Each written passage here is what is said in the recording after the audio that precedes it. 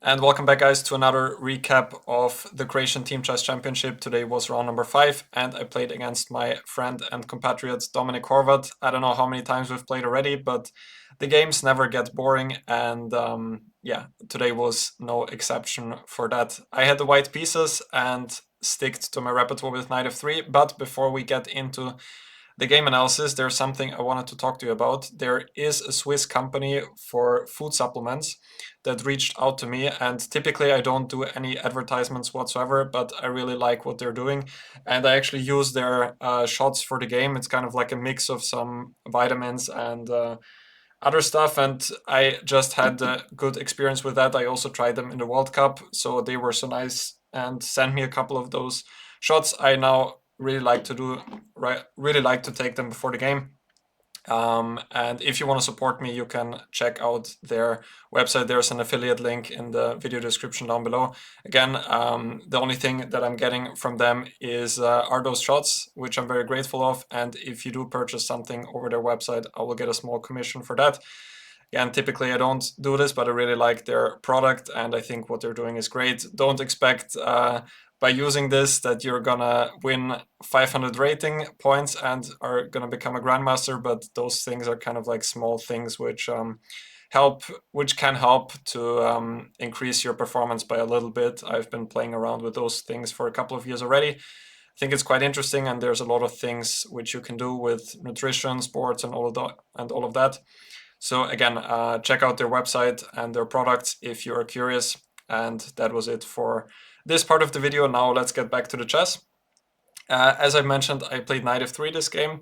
He played knight f6, and I went for b3. So this was kind of my whole game strategy for today. Dominik is very good in the mainline theory. He's a Grunfeld player, and typically I try to avoid the Grunfeld if it's possible. I mean, there are some lines which I quite like, but he also likes playing them with black, and we have so many games there already from some blitz matches that there's just no point to play those positions. So my idea for today was basically going knight f3, b3 against almost everything. And I actually did some work on this a couple of months back. If some of you have seen this one, biggest opening ideas of, I don't know, I did a couple of those videos, but I'll put an info card there if you want to check it out. And actually exactly this idea which I've mentioned there also came in today's game. And yeah, with that video, the work I did for that video, and some of my own work, I was sort of ready with that to play a game with knight f3, b3. Obviously, black has a couple of different ways to equalize objectively, but yeah, it's just kind of tries to avoid the mainstream theory. He played d5. Generally against Grunfeld players, this is also, I guess, not a stupid thing to do, because okay, they can go for this now, but it's not really like a Grunfeld position. I have ideas with e3. I can also go for the double fianchetto, and this is something he did not want to go for. So he played d5. By the way, in my World Cup qualification match against Dominik, which I won 1.5 to 1/2, where I won with the black pieces and made a draw with the white pieces, there we had the Reti with second move g3 and some symmetrical Grunfeld there. You can also check out that recap on my channel. So I went for this, he went d5, bishop b2 now. He actually told me after the game that he prepared something here in this line with e3, bishop f5, bishop e2, which was played by Ding Liren against Gukesh in their World Championship match. The idea is if e6, then knight h4, white wins the bishop pair and has some hopes of getting an advantage. So Gukesh played h6, and now Ding's idea was to go bishop a3. And yeah, Dominik told me he had some pretty crazy idea in some of those lines. So I was quite lucky not to run into any of this. I honestly did not really. I mean, I prepared some of the ideas there, but I wasn't like 100% sure yet which move order I would choose. I had this Ding idea in mind, and also this normal bishop b2. Obviously now, after bishop f5, I cannot go for this e3 anymore. I mean, I can, but then I don't have this bishop a3 idea anymore.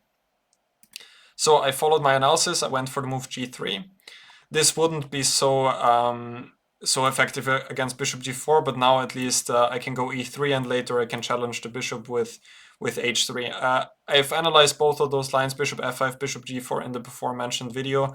Again, you can check that out. I put an info card earlier, hopefully, and I will also make sure to link it in the video description down below. There was a very cool idea in bishop g4. Again, you can check it out in that video. So g3 now, since e3 is less effective here. Now e6, bishop g2, bishop e7, and yeah, we're following sort of some pretty normal stuff. I mean, the move orders probably don't matter much. I just didn't want to castle immediately because, I don't know, like, Dominik is a very aggressive player, so maybe he had something like this in mind. So I started with d3. Now again, knight h4 is an idea he needs to watch out for. So he went h6, short castle, and now I went for the move knight c3. Which, again, I've also analyzed in the opening idea video, and I need to pay tribute here to the Greek grandmaster and very creative theoretician Nicholas Theodorou, who I think completely deserves this line being named after him, because he already has many games here, and I think he was sort of one of the early strong grandmasters to kind of popularize this. And the system itself is really not so naive. Dominik reacted pretty well overall, but I did have some pressure in the game as well. The idea is that if black goes c5, which Dominik did, then I can actually play e4. Because if black takes, then I have knight e5, and he cannot take on d3 because the pawn on b7 would be hanging. I even thought in the game if it's maybe possible to take like this and play for compensation somehow. I'm seeing this is also sort of possible, but here black has the move knight c6 or queen c7 or even queen c8, and he's fine. But after knight e5, white has some pressure because on the next move I can recapture on e4, probably with the knight to open up the bishop on b2, and white should have some slight edge here. Apart from that, now you might ask, okay, why does black go c5 if e4 is the idea? That's true, black can go for something like c6, but now white's play becomes pretty harmonious. The idea is to go knight d2, and then white wants to go e4, queen e2, f4. Later on can even think about attacking on the king side. All of this really reminds me about this one system in the King's Indian, actually, agained the London, because what we had in the game now against Dominik is actually kind of a reversed London. And here in my King's Indian course for ChessBase, I'm actually recommending sort of the same idea with knight c6 here. This is my recommendation in my King's Indian course for black. And also the idea here is if white goes short castle, then black can go e5 with sort of the same idea. If d takes e5, now knight e4 works. And again, taking here does not work because the pawn on b2 is hanging. So here black is also very comfortable already. Therefore, white can start with c3, and now this e5 idea does not work because b2 is not hanging, but then black would go knight d7, and then c3 is kind of a useless move because in those structures, white would often prefer to go c4 to have some play on the king side, on the queen side. But let's get back to the game. So yeah, e4 and now bishop h7, and here I think, well, I've probably misremembered things. Maybe this was correct, what I was thinking, because I thought that bishop g6 for some reason should be more precise. But maybe I was wrong with that. I seem to remember that, like, what happened in the game, for example. Here, just to jump a bit forward, with the bishop on g6, black has bishop h5 ideas. But maybe I misremembered that because the computer is saying that bishop h7 is the best, and it also looks much more logical. In the game I thought after bishop h7 I might have something, because for some reason I had this memory that bishop g6 is supposed to be the right move. But after bishop g6, I mean, it also does look a little bit strange, like I could go knight e5. I only then thought what happens if I take here and then go knight e5 if there's bishop h5. And if g4, I thought bishop d6 is possible, but all of that just doesn't work. Like computer says here, f4, and white is just completely winning because, yeah, black is probably just going to get checkmated here. Knight takes d5 will come, white is not even down material. So I think this was just some strange thing that was going on in my mind here. Maybe there was another variation where bishop g6 was more precise, but it certainly wasn't here. So he went bishop h7. Maybe later on it was the case that later on he has some important move, bishop g6. I'm not entirely sure about that anymore. Bishop h7 he played, which is a lot better than taking on e4. Again, after d takes e4 here, white is pretty pleasant. Played bishop h7. I took on d5, computer is also giving the move knight e5 here, which might also be possible. The only question is if I gain anything here, if he goes knight d7, just like in the game.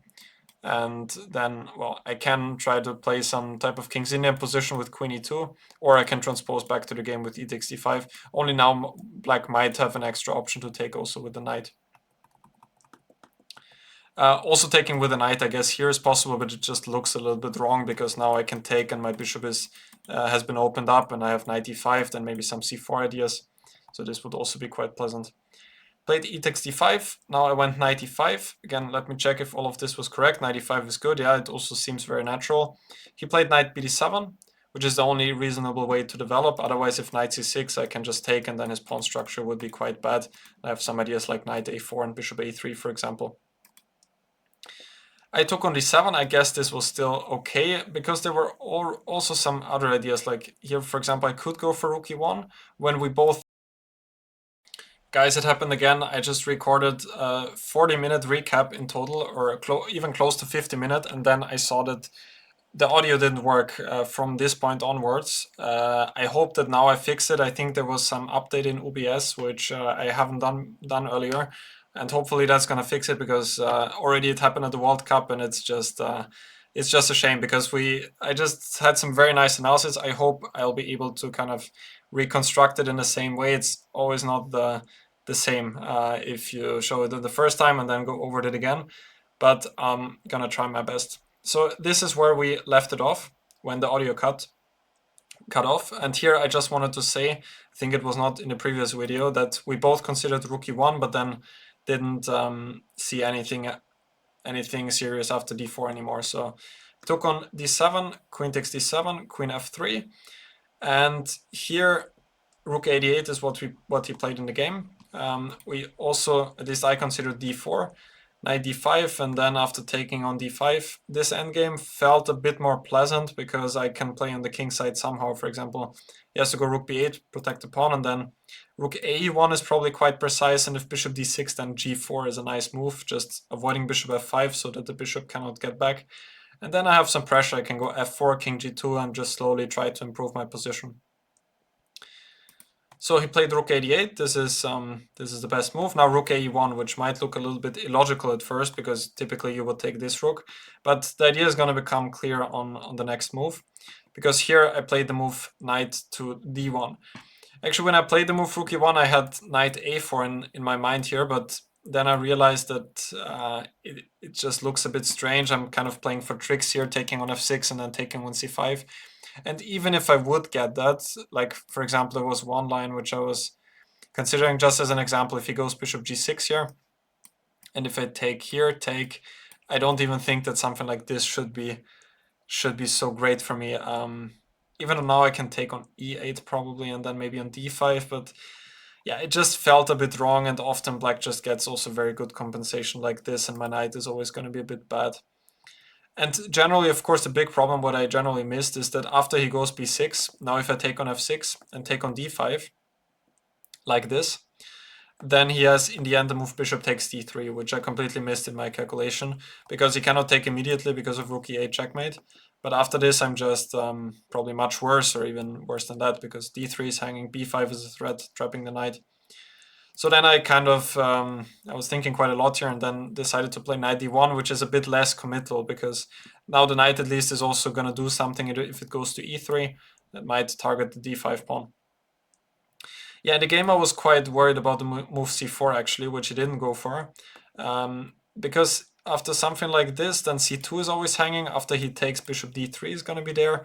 So I might have had to kind of take the emergency break here, take on f6, and then take everything and go knight e3 when the position is probably just a draw. But yeah, I would have probably taken black at this point because it seems like his bishop is gonna be a bit stronger than my knight, most likely.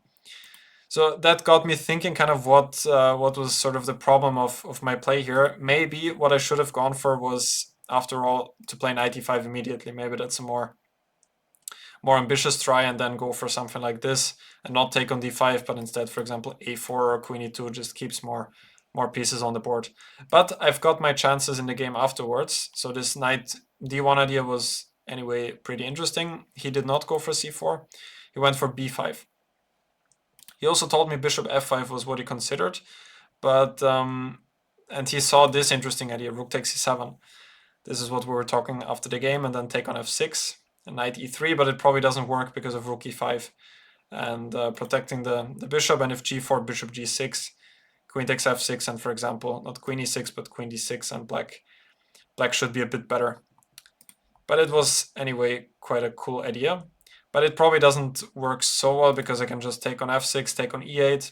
Now he has to take with rook and then take on d5, and probably black has enough compensation here, but I am still a pawn up at the very moment. So he played b5. That was kind of the second best move next to c4.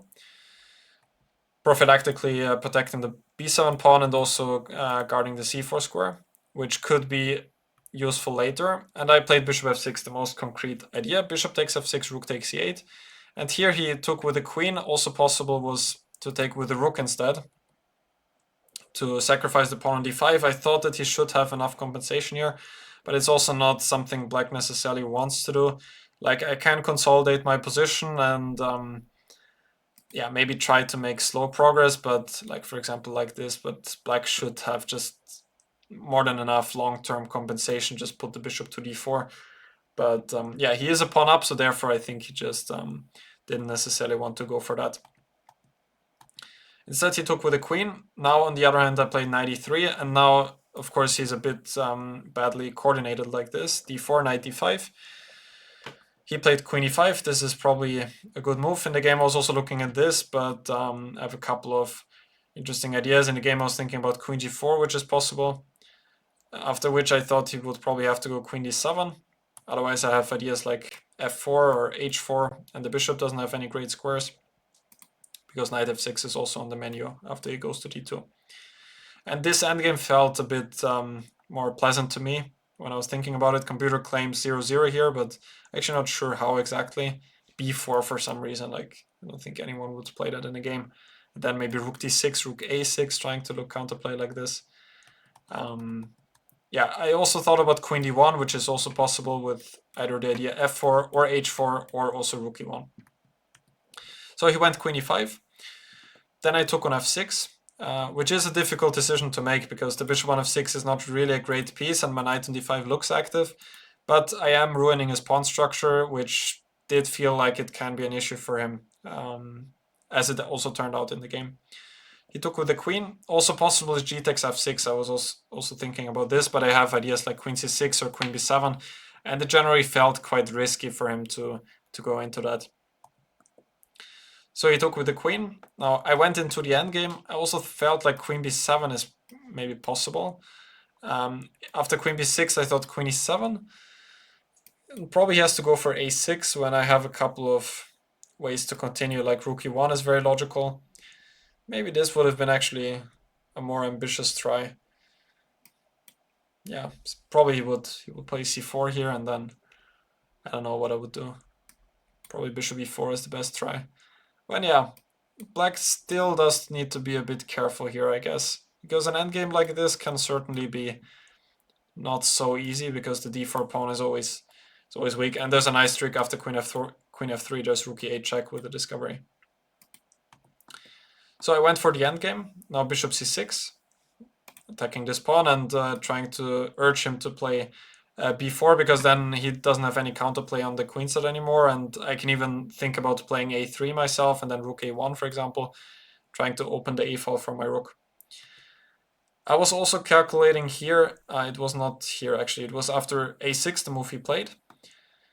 Now a4, and here he played rook b8, and here I was saying that there is this idea of c4, which I think we were both looking at. But I guess what he didn't like was this variation, which I also intended to play, take on d3. And now b takes a6. Now he cannot take on f1 because this is lost if d3 king e1, and I'm stopping the pawn at a6 a8, followed by making a queen. So he would need to take back on a6 here, and I was looking at this and I felt like it's still not so easy for my opponent, because I have some ideas to go into into some bishop endgames. For example, not immediately, but for example f3 I was looking at. And this I felt like could already be lost, because now after d3, king f2, and he cannot queen his pawn. And something like this is probably just bad for him. I'm going to win the pawn, and this passer is going to decide the game.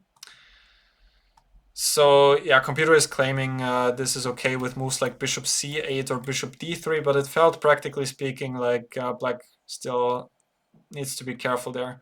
So he went rook b8 instead. I took on b5, played f4, which was a great try, but unfortunately it cost me a lot of time at this point.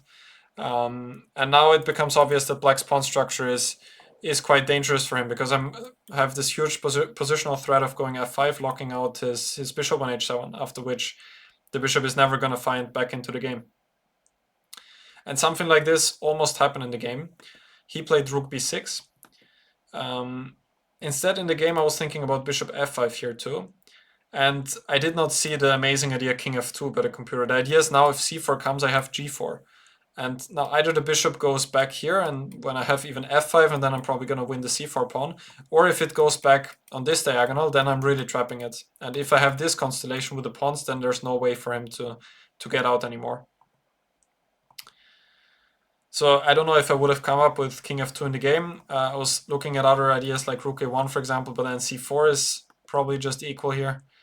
And if rook e1, then maybe I would have gone for something like this, and then just kind of settle for the draw here. But king g2, king f2 is a very nice idea. I didn't see that in the game. He went rook b6 instead. Now bishop d7. I repeated the moves once, and then I went bishop h3. Another interesting idea is also bishop g4. There might be some differences that the bishop could be more well placed there. Also that h5 is not going to be possible later, but he does have the extra option to go f5. I don't know if he would have gone for that in the game. But yeah, also this is quite not so easy for black to equalize. Like this was the line I was looking at earlier, b4. And here black still needs to be careful, because rook d7 is coming, then bishop d5, and this bishop is not really taking part in the game.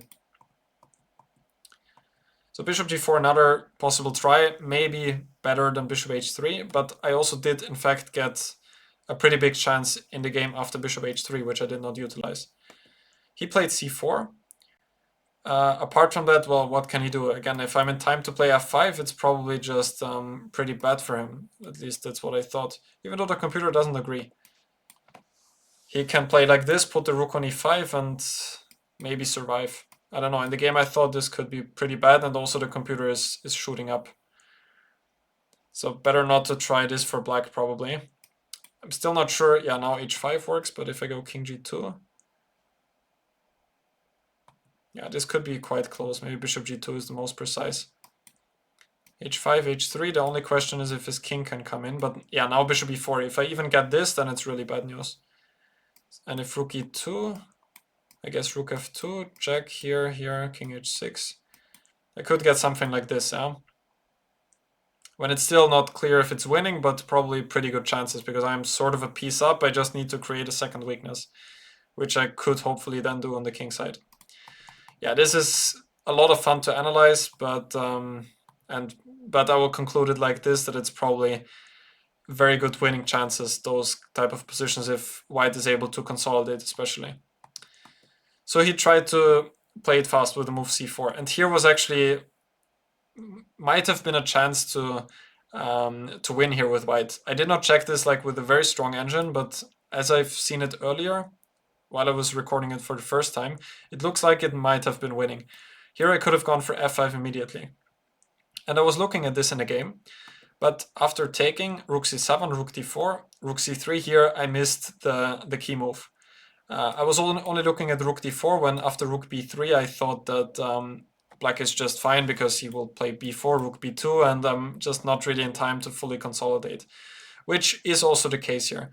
But I missed the move bishop f1 here. I think Dominik also missed it. And after rook takes b3, now I play something like, what was it, g4, I think. I don't know why the computer is saying king f2 is even stronger. Yeah, it probably doesn't really matter. I play g4, and then I just play for this, and if black tries to hold on to the pawn, I will just slowly improve my position. try to bring my king, and he cannot make any progress here. So what was I looking at earlier? For example, h5, h3. And then I take on d4, and it might be that this position is actually winning. Like, shouldn't need to analyze that seriously, but like on the first glance, it's like plus 0.5, then it goes plus 1, plus 1.5, and there it's kind of stagnating.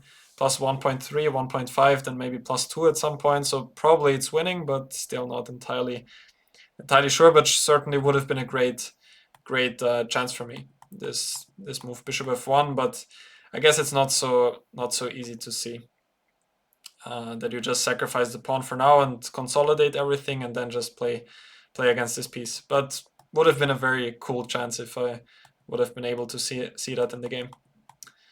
Instead, I took on c4, played f5. He took on d3.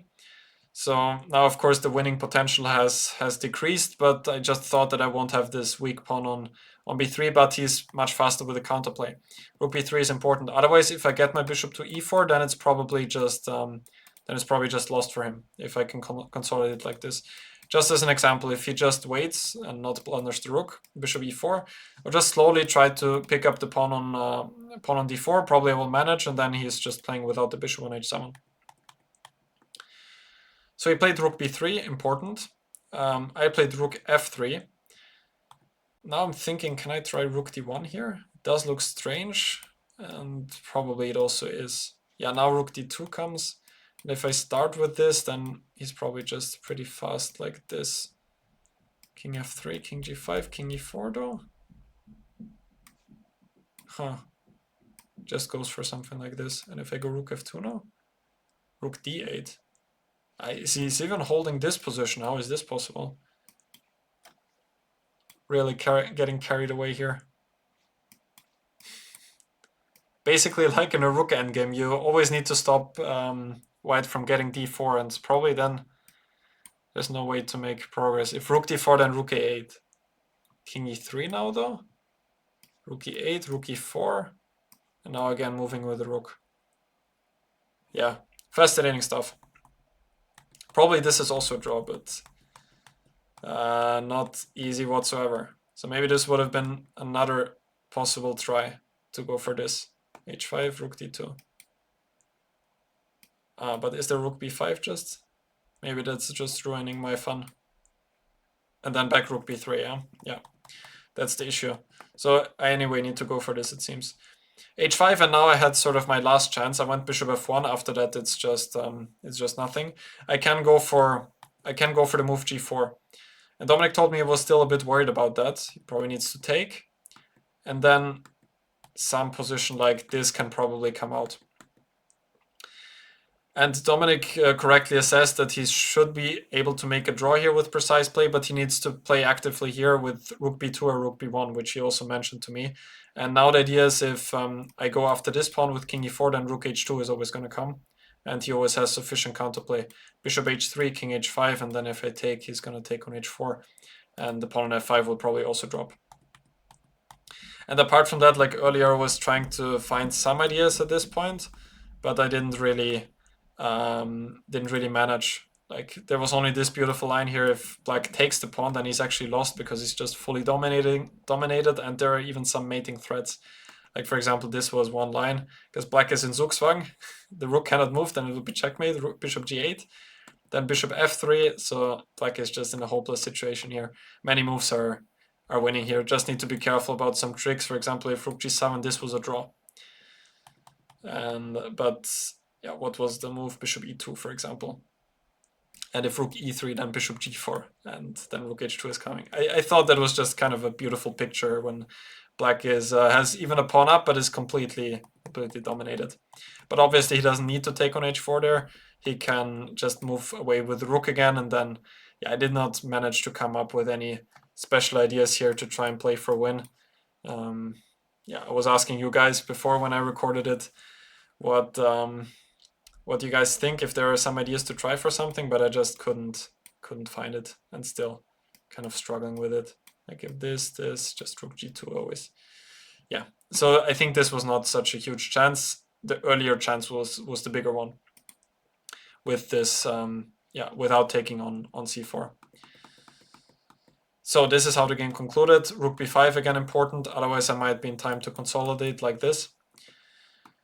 And rook f4, and I went for this, but now obviously his problems are solved because the bishop is out, and he chose the most professional route. Obviously, he can also make a draw with something like this, but you want to play as precisely as possible because still I have the better pawn structure here, and this pawn could be a weakness. So he played very actively like this. I tried king e3, took on h2, rook h4. Also rook f4 doesn't do anything. Like I can try something like this, but now I don't even have the better pawn structure anymore. So I went for this. He also doesn't have to take. Yeah, I can also go for this, but again, white is kind of pretending because of the better pawn structure. So I went for this and even took on d3, which is just a draw now because I have the wrong bishop. Also, if he doesn't take, it should be a draw, but you know, always kind of can become a little bit scared with the opposite with a weakness on h5, but there's just no way for me to make progress here either. Just a draw too. So he took on d3, and then here I offered a draw, even though the computer is showing +2 here, this live engine, which is not correct. I gave him a draw here because yeah, there's no way for me to make any progress. Black is just gonna go king h8, king g8, back and forth, and it's a draw. So obviously this one chance was there, but I don't really take it so personal, if you could say that, because I think it was quite difficult. If we can go back to that one.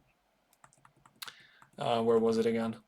Yeah, here to take on c4, which was what I played was not the best, but instead to go f5 immediately and then go for this, and now this move bishop f1. I don't know, what do you guys think? Is this something you would see in a game, or something you would also miss? And rook b3, just go g4, and like this. Very beautiful way to get an advantage for sure. Yeah, but I did not manage to find it in a game. But overall, I think the game was pretty well played from both sides, I would say. And I just grinded some water from the stone, I think, in this endgame, which was kind of a good thing. Then I got the chance and did not manage to seize it. So thank you guys for watching the video. I hope you enjoyed it. Again, you can find the link to this food supplement company I've mentioned in the start of the video. You can find the link in the comment section down below. If you're interested about that, definitely check it out. You can also check out my courses in the video description and my socials there as well. Instagram, Twitter, and my website, and so on. So that was it for today, and I'll see you guys tomorrow.